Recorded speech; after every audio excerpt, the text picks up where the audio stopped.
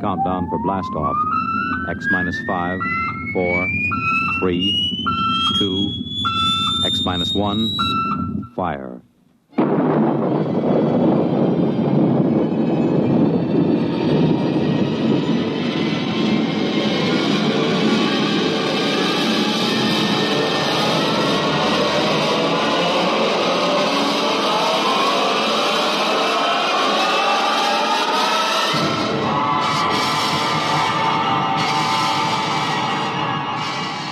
From the far horizons of the unknown come tales of new dimensions in time and space. These are stories of the future, adventures in which you'll live in a million, could be years, on 1,000 maybe worlds. The National Broadcasting Company, in cooperation with Galaxy Science Fiction Magazine, presents X minus one.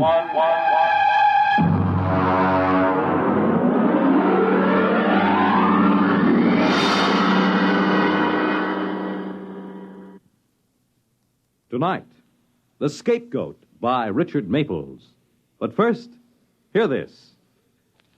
When the ice is smooth and the sky is blue and the skaters' waltz is played for two. You make it Pabst, 'cause Pabst makes it perfect.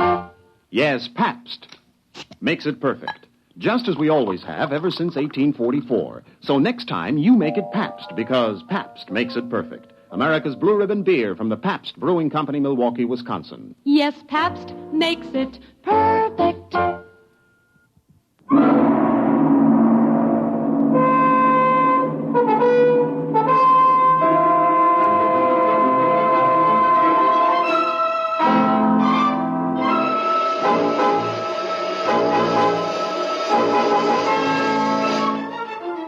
Now, X minus 1 and The Scapegoat.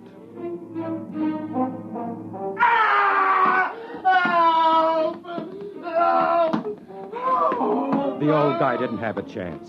All he could do was shield his head with his limp arms and moan, while this other fellow, a husky young 6-footer, gave him a vicious, cold-blooded beating. Hey, cut it out! You, cut it out beating up an old man like that! I said cut it out! Now, let go of him. Well, what have you got to say for yourself before I belt you as hard as you hit the old man here? Well, hey, you, wait! Wait, you no-good hoodlum! Hey, you all right, Pop? Are you okay? What happened? Was he trying to rob you or something? Look, you'll be all right now. You'll be okay. You're lucky I came along then. No cops anywhere. Okay, come on, old-timer. Up on your feet. You're going home with me. I suppose it seems callous to think of it, but this old man was just what I'd been looking for. A brutal assault and a helpless old man, and I was the hero, just what I needed. You see, I'd just come from a meeting with the city fathers and the commissioner of the police department. And old man Jones, my publisher, had promptly yanked the rug out from under me and chickened. I'd written the articles panning the city's handling of the juvenile delinquency problem, because Jones had to be in his bonnet to be the mayor. Now, when the heat was on, he weaseled out. We had a few words, Jones and I quit. But now I had him, an eyewitness story, no cops anywhere, and a young bruiser beating up a defenseless old man. I figured I'd take him home, let my wife fix him up, keep him around the house until the story broke. Ed, what's the idea? Ed! All right, take it easy, honey. It's all right. This old guy just needs some patching up, that's all. Come on, old-timer. Oh, but he looks awful. Who is he? Well, there's blood and... Now, come on. Help me get him inside. He's cold. His wrist, it's cold. Yeah, shock, I think. Come on, in with him. All right, now, let him down on the chair. There you are, Pop. Were you in an accident? No, some hoodlum was beating him up. I chased him off. Oh, that's awful. Did you call the police? There weren't any police there. I'm going to crack this whole situation wide open with this story. Hey, Mom! Hey! Wow! Never mind. Go into the bathroom and bring out some towels. Ed, we'll need some bandages. And... Yeah, we'd better get a blanket around him. A blanket? It's 90 degrees. It's for shock, son. Go ahead, Tommy. Okay, Mom. Ed, I think he's coming to now. He's opening his eyes. No, you're all right, old-timer. You're all right. Well, isn't this cozy? What's your name? Ash? Ash. And first name? That's it. Oh, then what's your last name? I don't know. All right. Take it easy. What happened? Who was that hoodlum? Did you ever see him before? I don't remember. Well, why was he hitting you? I don't know. I don't remember. You missing any money? I'm not sure. Well, I suppose I scared him off before he could rob you. Yes. Oh, yes, you rescued me, didn't you? I'm really very grateful. Don't try to talk too much now. You'll feel better after you've had something to eat. Ed, we have nothing in the house. We were just going to have a salad. Well, salad's all right. Well, Ed, I think maybe we'd better get Mr. Ash to a hospital or to his house or something. Oh, look, Nana, I told you I want him Ed, here. please, come inside. Well, what's the matter with you? Come inside. Okay. You just sit right here, Mr. Ash. I'll be right back. I just want Yes, I'll be all right now. Nan, what's the matter with you? Get rid of him. What? Get him out of here. Well, why? He gives me the willies. Oh, no, it's just the heat. Well, if you must know, he leered at me. Oh, Nan, he's an old man. He's just been beat up and in shock. Ed, please. Oh, no. I've got to keep him here. He's my proof. I'll write a story that'll rip the administration wide open, and Jones can't pull it out because I've got the proof right here, and I was the eyewitness. But, Ed, No. please. He stays here, and that's all there is to it.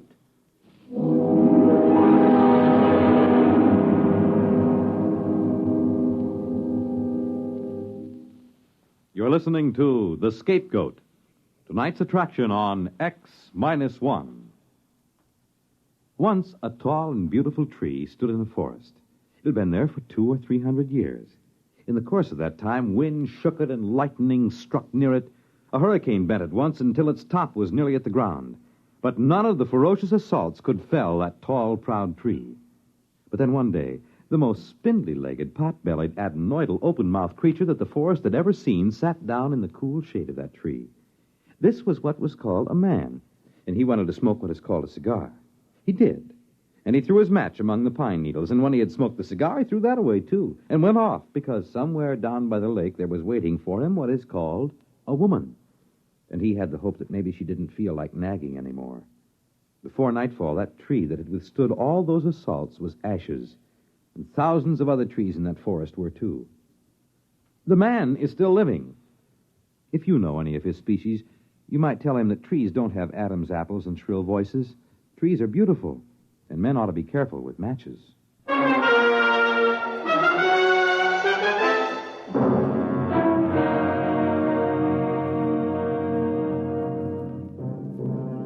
Now back to X-1 and The Scapegoat.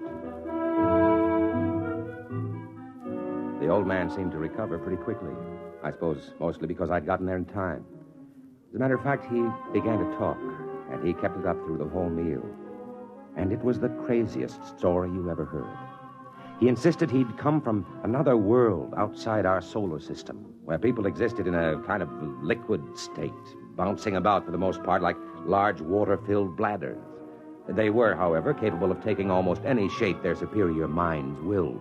They could flatten and drift about on the water, or they could inflate and rise in the air. As a matter of fact, they can even become facsimiles of other living things, taking on the shape and texture and coloration, a capability which adds greatly in their main function of traveling as missionaries of goodness among the peoples of the galaxy.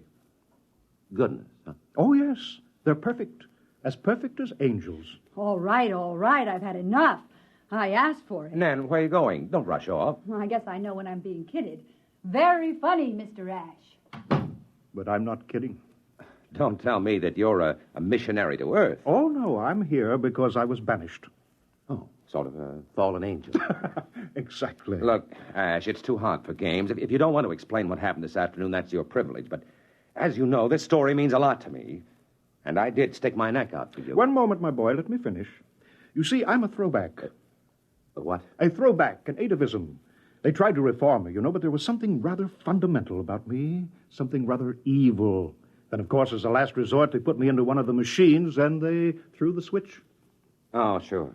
They killed you. Look, I'm not in the mood for shaggy dog stories. They didn't kill me exactly. It was sort of like water being scraped over the edge of a sharp rock. When I came to, I was drifting through space. And then, of course, much later, I landed on Earth. Oh, I've had many shapes through the years, mainly people who died. I find that's much more convenient. Yeah. Well, look, if you'll excuse me, I have to make a telephone call. I'll just go into the other room. I dare say you want to call the hospital. I'm not psychotic, really. I've got iced coffee. Ah, yes, you're just in time, Mrs. Potter. I think perhaps I'd better prove my story if you'll wait just a moment. You see, it's done by the generation of a high electrostatic field. Something like this. If you'll notice, my face begins to lose definition. It moves as if it had a life of its own. Now what? Ash, stop it! Ash! There. Well, that looks considerably younger, doesn't it? 30 years younger. 30 years just dropped away like... Listen, this story will set the whole country on its ear. With my byline on it. Oh, Ed, don't let him take you in. It's a trick. It's mass hypnotism or something. I saw it right here. So did you. I'll have an exclusive. Life will have to come to me for the story.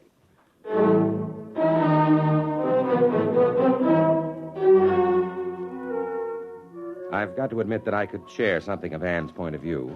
He wasn't really very pleasant. As a matter of fact, he had what you'd call colossal gall.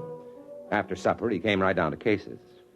Naturally, if I'm to stay here and keep my identity secret until you can arrange for an exclusive story, I will need a little pocket money. How much? How much you got? Well, I don't know. I got about $22, and payday isn't until Thursday. Well, how about your bank account? Hey, now, wait a minute. Well, we'll see what we can arrange later. I am a little tired, though. I think it's about time to go to bed. I noticed a rather comfortable bed in here. Well, I'll see you all in the morning. Good night. And thank you again for rescuing me. Ed, that's our bedroom. I know. Well, you go right in there and tell him that he can't Listen. sleep. He locked the door. Oh, Ed, do something. All right. You get some sheets from the linen closet, and I'll make up the couch. Next day, I made careful inquiries, started to feel around for contacts on Live at the AP, someplace to really break the story big. About 5 p.m, Jones, the publisher, called me into his office. Sit down, Ed. I've got some good news. Now, look, Mr. Jones, ever since you left me out on a limb at the mayor's Oh, conference, now, let's not worry about that, Ed. We've got something very interesting going for us now that changes everything. They've arrested a gang of kids for shoplifting. Well, one of them is Tommy, your son. What? Arrested Tommy? Wait, Ed, don't go off half-cocked. It's a break, don't you see? You can cover delinquency with the lid off now. You'll be riding as a parent in the same boat with other parents. Hey, wait a minute. Where are you going?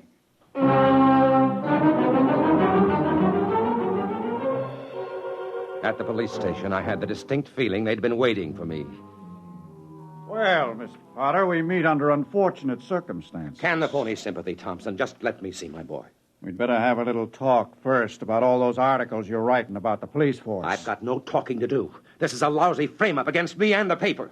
Now, you get my son out here and do it fast. You don't understand, Mr. Potter. Your son is in trouble. He's been identified as leading a gang of kids who spent most of the morning shoplifting in the stores all over town. That's nonsense. How could my boy do anything like that? He's only 12. Who identified him anyway? The shopkeepers and the other members of the gang. You can see him, Mr. Potter, but I still think we'll want to have our little talk.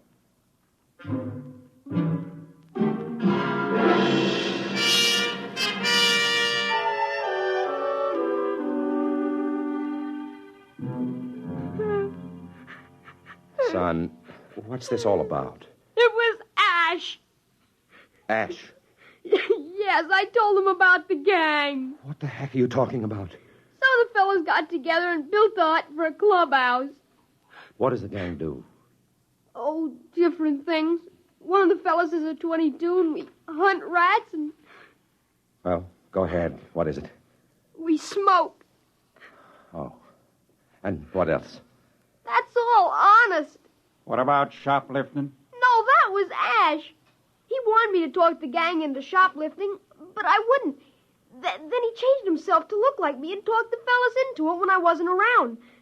I only knew about it because I ran into them after they'd robbed their store. Who is this Ash he keeps talking about? Why, he's a man... Oh, never mind. Listen, the boy's beside himself because of all he's been through. Will you let me take him home with me? Of course, Mr. Potter, but the charges still hold. Don't forget to stop in and have our little talk before you report back to juvenile court.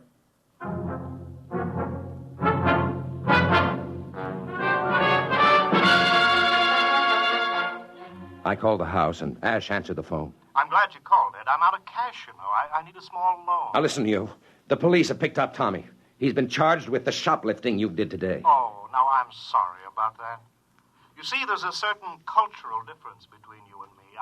I didn't understand. You're going to help me get him out, you hear? You're going to tell everybody the truth. Well, of course. Of course I will. Now, listen. I'm coming home. Nan will be back from her mother's any minute. Don't you tell her about this, you hear? Well, of course I won't. I'll be waiting right here.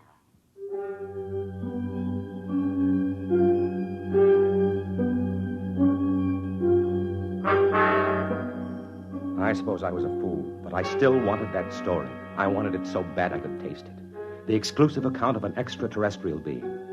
Driving home, I had it all figured out.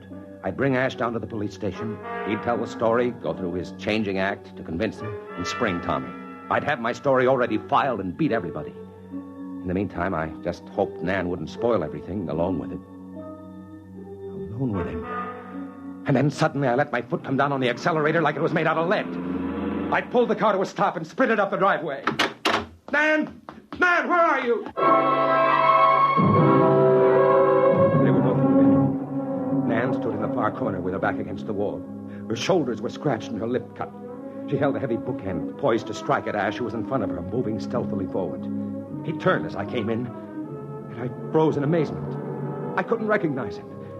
And then, all at once, I realized I was looking at the spitting image of myself. Ed, I knew it wasn't you. I knew it wasn't you. Well, if you'll both excuse me... Come back here! I'll get you! I'll get you! I bolted through the window and circled the house. I spotted him rushing down the street, and I caught him around the corner at the same spot where I'd first seen him. Let go of me! You've got this coming to you! You've got this coming to you! I slugged him, yet I knew it was useless the instant the blow landed. He felt just like sponge rubber, yet I kept hitting him. I didn't bother listening to his cries, even after he'd changed himself back to an old man. And then suddenly I felt a hand grab my shoulder and whirl me around, and a fist exploded in my eye. What's the matter with you? What do you think you're doing, beating up an old man like that? You no good hoodlum. I searched desperately for an explanation. And then, abruptly, without having said a word, I reeled and stumbled down the street. Home to Nan.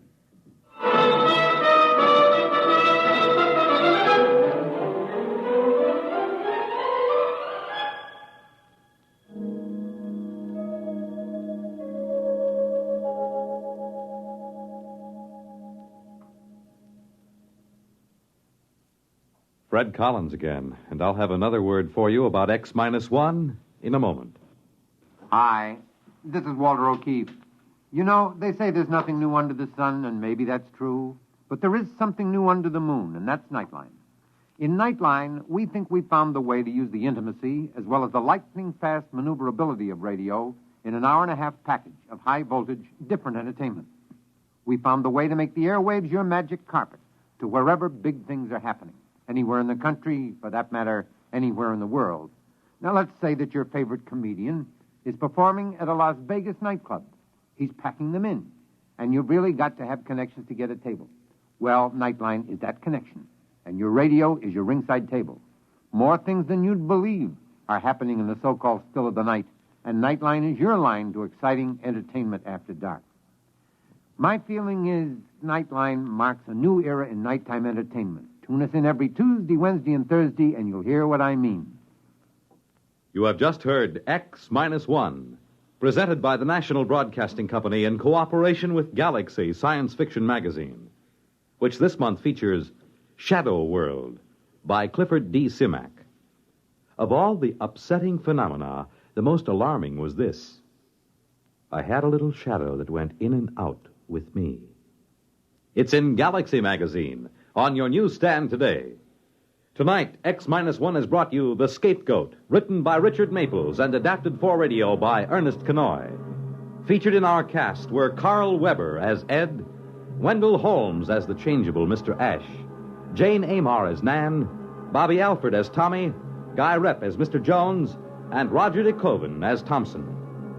This is Fred Collins. X-1 was directed by Kenneth McGregor and is an NBC Radio Network production.